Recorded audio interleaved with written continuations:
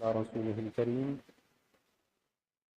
بسم الله الرحمن الرحيم اليوم أكملت لكم دينكم وأتممت عليكم نعمتي ورضيت لكم الإسلام دينا صدق الله العظيم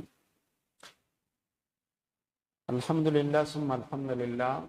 آج ہم احکام میت کورس کا آغاز کر رہے ہیں اور یہ کل 20 مذاکرے ہوں گے، یعنی آج کا ہمارا ایک مذاکرہ ہوگا، اسی طرح یہ کل 20 مذاکرے ہیں، تو انشاءاللہ 10 سے 15 منٹ کا ایک مذاکرہ ہوگا، اور اس میں ترتیب کے ساتھ انشاءاللہ جتنے بھی مسائل ہیں میت کے حوالے سے، غسل، کفن، دفن، قبر اور ایصال ثواب، تعزیت، یہ سارے ہمارے سامنے آئیں گے، اور آخر میں سوال و جواب کی نشست بھی ہوگی۔ کسی کے ذہن میں کوئی سوال ہے تو وہ پوچھ سکتے ہیں۔ تو آج ہمارا جو مذاکرہ ہے اس کا عنوان ہے بیماری رحمت اور گناہوں کا کفارہ۔ بیماری یہ اللہ کی رحمت ہے اور اس سے گناہ معاف ہوتے ہیں۔ اللہ سبحانہ و تعالیٰ کے ہم پر انگنت احسانات ہیں، اور ان میں ہر احسان دوسرے سے بڑھ کر ہے، البتہ بعض احسانات کی اہمیت قرآن کریم اور احادیث مبارکہ میں اس کی طرف اشارے موجود ہیں۔ ان میں سے ایک احسان اللہ سبحانہ و تعالیٰ کا وہ صحت بھی ہے۔ نبی کریم صلی اللہ علیہ وسلم کا ارشاد ہے، 2 نعمتیں ایسی ہیں جن میں اکثر لوگ خسارے اور گھاٹے میں ہیں، نقصان میں ہیں، ایک صحت اور ایک فراغت۔ یہ صحیح بخاری شریف کی روایت ہے۔ یعنی انسان صحت کی وجہ سے اور فراغت اس کی وجہ سے اکثر خسارے میں رہتا ہے۔ بعض اوقات یوں ہوتا ہے کہ ہمارے پاس صحت بھی ہوتی ہے، فراغت بھی ہوتی ہے، لیکن ہم اس صحت کو اور فراغت کو نیک کاموں کے اندر نہیں لگاتے۔ بعد میں خدا نخواستہ جب مشغول ہو جاتے ہیں، مصروف ہو جاتے ہیں، پھر کہتے ہیں جی کاش میرے پاس وقت ہوتا، میں فلاں کرتا۔ کاش میری بیماری نہ ہوتی، میں صحت مند ہوتا، میں اللہ کے راستے میں نکلتا، مسجد جاتا، فلاں کرتا۔ تو اس لیے نبی علیہ السلام نے فرمایا اکثر لوگ صحت کی وجہ سے، فراغت کی وجہ سے گھاٹے میں ہیں کہ وہ ان 2 عظیم نعمتوں کو کبھی نعمت نہیں سمجھتے۔ ایک اور روایت ہے، اور یہ مستدرک حاکم اور بہقی کی روایت ہے، نبی علیہ السلام نے فرمایا 5 چیزوں کو 5 سے پہلے غنیمت جانو۔ اگر اللہ نے آپ کو ان 5 میں سے کوئی بھی چیز عطا کی ہے تو 5 سے پہلے انہیں غنیمت جانو۔ شبابک قبل حرمک، جوانی اللہ نے دی ہے، بڑھاپے سے پہلے غنیمت جانو۔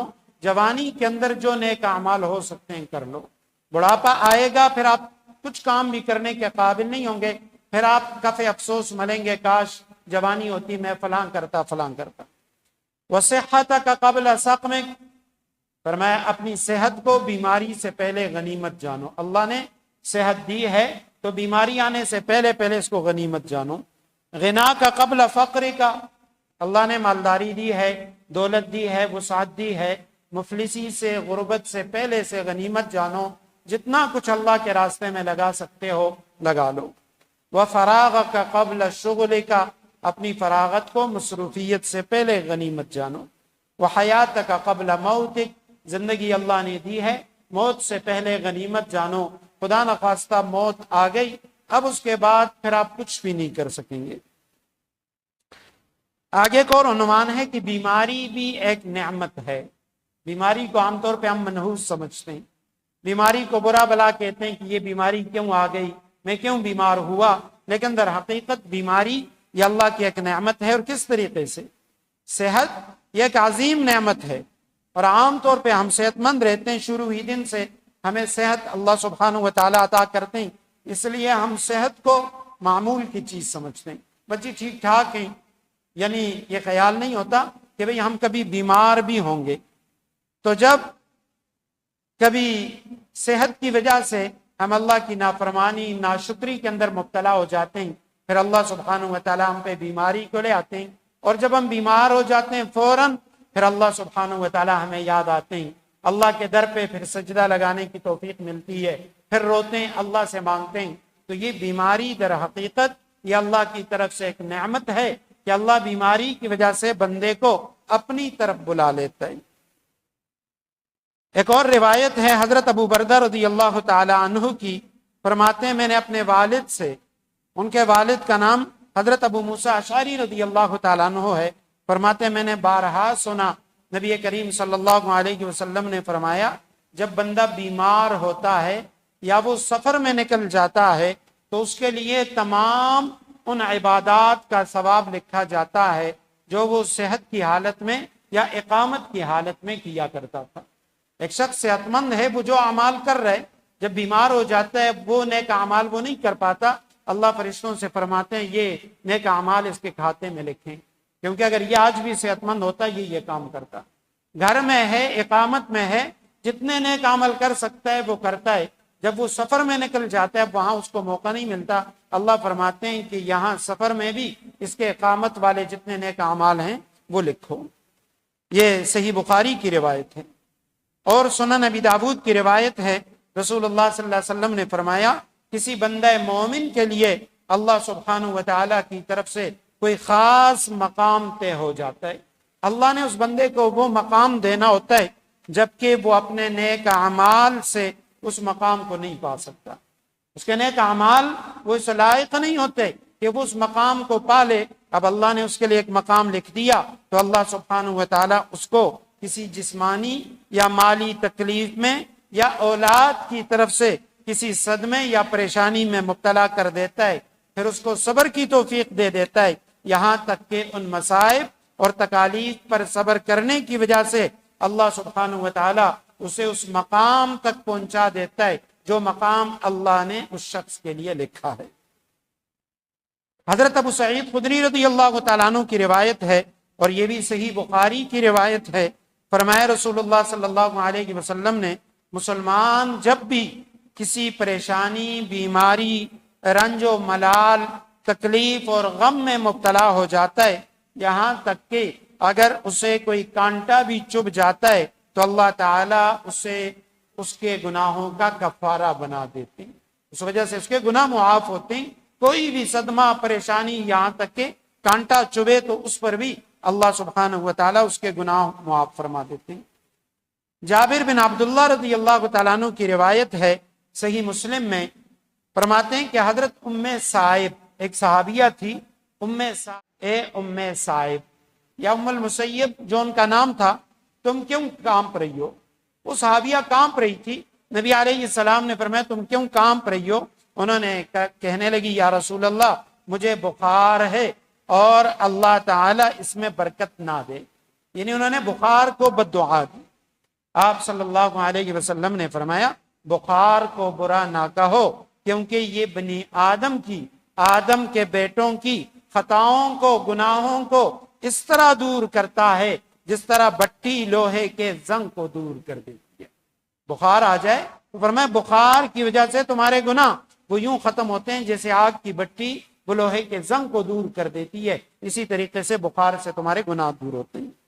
سنن ترمذی، ابن ماجہ اور نسائی میں ایک بڑی پیاری دعا ہے، نبی علیہ السلام نے فرمایا اگر کوئی شخص بیماری میں یہ دعا پڑھے، بیمار ہے اور وہ بیماری میں یہ دعا پڑھے لا الہ الا اللہ واللہ اکبر، لا الہ الا اللہ وحدہ لا شریک لہ، لا الہ الا اللہ لہ الملک ولہ الحمد، لا الہ الا اللہ ولا حول ولا قوة الا باللہ۔ ایک مرتبہ میں دوبارہ دہرا دیتا ہوں، لا الہ الا اللہ واللہ اکبر، لا الہ الا اللہ واللہ اکبر، لا الہ الا اللہ وحدہ لا شریک لہ، لا الہ الا اللہ لہ الملک ولہ الحمد، لا الہ الا اللہ ولا حول ولا قوة الا باللہ۔ جو بیماری میں یہ دعا پڑھے اور اسی بیماری میں مر جائے، نبی علیہ السلام نے فرمایا اس کو دوزخ کی آگ نہ لگے گی، وہ دوزخ کی آگ سے بچ جائے گا، اللہ اس کی دوزخ کی آگ سے حفاظت فرمائیں گے۔ یہ سنن ترمذی کی روایت ہے۔ اسی طرح بیماری کے بارے میں شرعی احکام یہ ہیں، نبی علیہ السلام نے فرمایا ہر بیماری کی دوا ہے، جب دوا بیماری کے موافق ہو جاتی ہے اللہ سبحانہ و تعالیٰ کے حکم سے مریض اچھا ہو جاتا ہے۔ نبی علیہ السلام خود بھی علاج کیا کرتے تھے، ماہر طبیب سے، ماہر ڈاکٹر سے علاج کیا کرتے تھے، اور نبی علیہ السلام علاج کی تلقین فرمایا کرتے تھے کہ ماہر طبیب سے علاج کیا کرو۔ اور نبی علیہ السلام نے حرام چیزوں سے علاج کرنے سے منع کیا، جو حرام چیزیں ہیں ان سے علاج مت کرو۔ بعض لوگ یعنی مختلف بیماریوں کے لیے خرگوش کا جو خون ہے دمے کے مریض کو پلاتے ہیں کہ جس سے وہ ٹھیک ہو جاتا ہے، حالانکہ یہ شرعاً ناجائز ہے۔ جب کوئی اور علاج موجود ہے تو اس کے باوجود حلال علاج کو چھوڑ کے، جائز علاج کو چھوڑ کے حرام طریقہ علاج اپنانا یہ شرعاً ناجائز اور حرام ہے۔ اسی طرح نبی علیہ السلام نے فرمایا موت کو یاد رکھو، بیمار ہو جاؤ تو اپنی موت کو یاد رکھو، موت کا تذکرہ کرو اور موت کے لیے تیاری کرو، اور ساتھ ساتھ فرمایا موت کی تمنا نہ کرو۔ موت کی تمنا کرنا ناجائز ہے۔ حضرت انس رضی اللہ تعالیٰ عنہ کی روایت ہے، نبی علیہ السلام نے فرمایا تم میں سے کوئی کسی تکلیف اور دکھ کی وجہ سے موت کی تمنا نہ کرے، پریشانی آ جائے تو موت کی تمنا نہ کریں، کسی بھی وجہ سے کوئی بیماری ہے، پریشانی ہے، ہاں اگر تم انتہائی تنگ ہو چکے ہو زندگی سے اور کوئی راستہ تمہیں نجات کا نظر نہیں آتا، پھر نبی علیہ السلام نے فرمایا یوں دعا کرو اللہم احیینی ما کانت الحیات خیرا لی وتوفنی اذا کانت الوفات خیرا لی۔ معنی یہ ہے کہ اے اللہ مجھے زندہ رکھ جب تک زندگی میرے لیے بہتر ہے، اور اے اللہ مجھے موت دے جب موت میرے لیے بہتر ہو۔ جیسے موت کی تمنا نہ کریں اور نہ کسی کو موت کی بد دعا دیں۔ زندگی سے جب انتہائی تنگ آ گئیں تو یہ دعا کریں اللہ مجھے زندہ رکھ جب تک میرے لیے زندگی بہتر ہے، اور موت عطا فرما جب میرے لیے موت بہتر ہو۔ تو یہ ہمارا پہلا مذاکرہ تھا۔ انشاءاللہ آئندہ جمعہ ہمارا مذاکرہ ہوگا بیمار پرسی کی فضیلت، کسی کی عیادت کے لیے جانے پہ ہمیں کیا ملتا ہے، اور کلمات دم، کوئی بھی مریض ہے مثلا کسی پہ جادو ہو چکا ہے، نظر بد ہے، چھوٹے بچے اکثر نظر بد کا شکار ہو جاتے ہیں، اس کے علاوہ کوئی بھی بیماری ہے اس کے لیے نبی علیہ السلام کون سی دعا بتلایا کرتے تھے۔ تو انشاءاللہ آئندہ درس کے اندر، آئندہ مذاکرے میں یہ جو چیزیں ہیں کلمات دم یہ ہم پڑھیں گے۔ جزاکم اللہ۔ کسی کے ذہن میں کوئی سوال ہے، پوچھنا چاہتے ہیں تو پوچھ